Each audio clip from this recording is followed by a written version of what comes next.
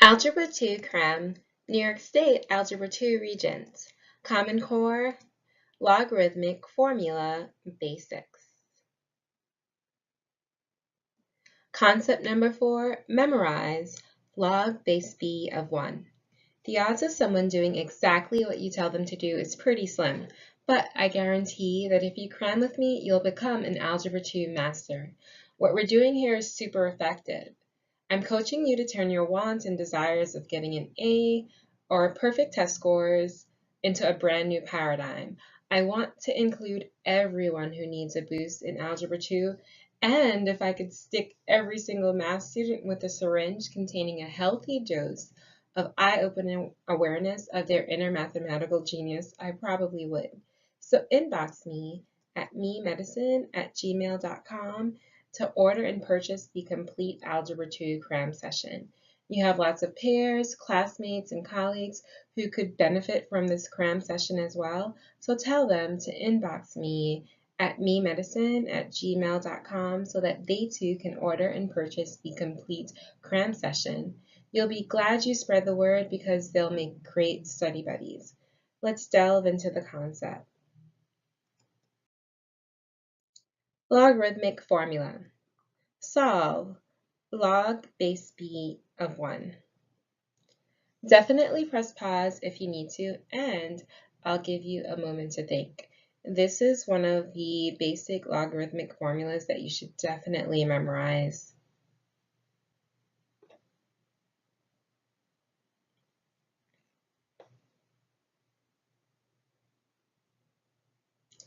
All right, so hopefully by now you are able to come up with an answer, and if not, that's completely fine.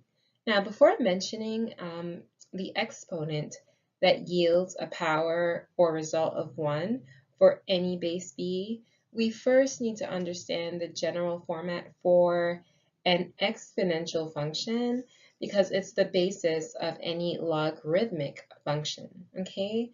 So the general format for an exponential function is y is equivalent to base b raised to the x, where b is positive. It's never allowed to be negative in the case of an exponential function, that is. And it's also not equivalent to 1.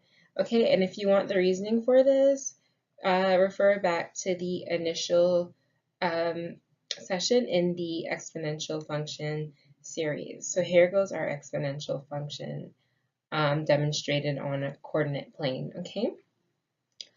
Alrighty then. So yeah, don't confuse an exponential function with a polynomial function because the format of a polynomial function is kind of in reverse, where the base is going to be an independent variable x and the exponent is a constant. But here for our exponential function, the base is a constant, the exponent is the independent variable, and the output or result is called a power. Sometimes the word power and exponent are interchanged. This is actually wrong. If you call an exponent a power, it's a misnomer. What you can say though is, let's say in the case that the exponent is 4, okay? You could say that y, or the result, is the 4th power of the constant b, okay? All right, so we've sorted that out. Now, a logarithmic function is actually the inverse of the corresponding exponential function with the same base, okay? This means that y equals log of base b of x is equivalent to the expression x equals b raised to the y, okay? Remember that algebraically, in order to yield the inverse function of your starting function, you basically switch the independent and dependent variables, or simply put, you interchange the x and y values, okay?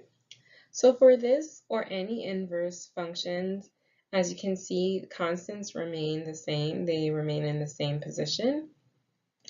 But now x is going to be the power, okay?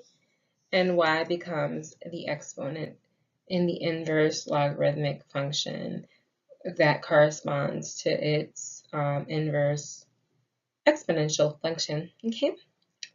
Alrighty then. And on a coordinate plane, the graph of a logarithmic function is the reflection of the corresponding exponential function over this line, y equals x. All right.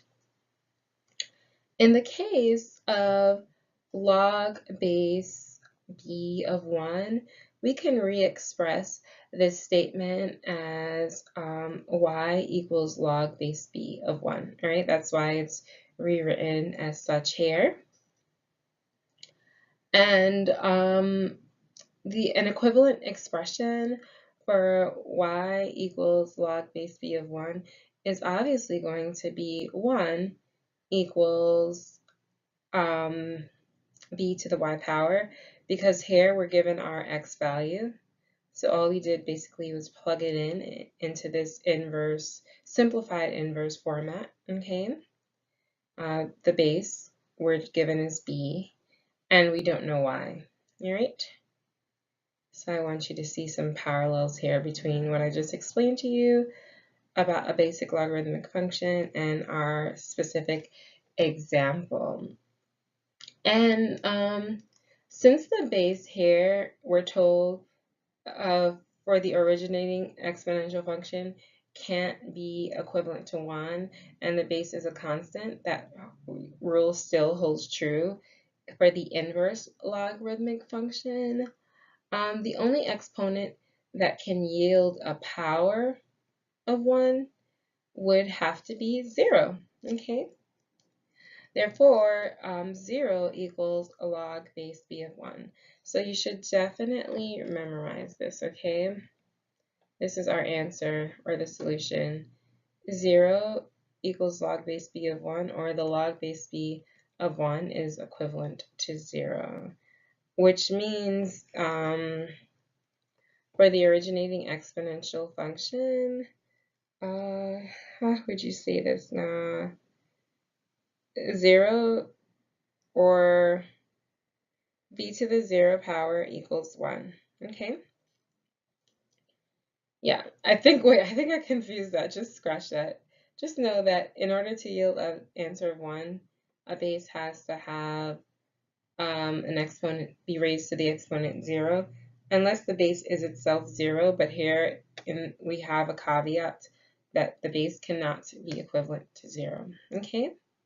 And if you want to double check, we can double check to see if we're correct by looking at our logarithmic function on the graph. So our power or independent variable basically has to be 0. Or actually, no. In this case, our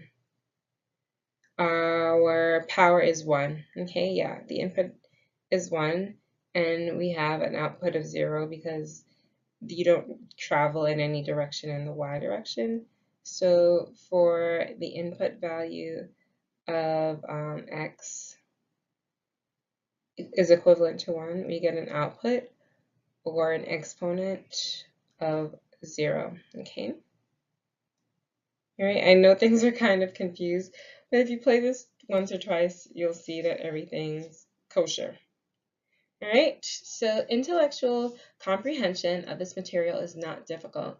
And after the short amount of time it takes to complete the entire Cram session, you'll be able to answer a battery of questions about any Algebra 2 concept.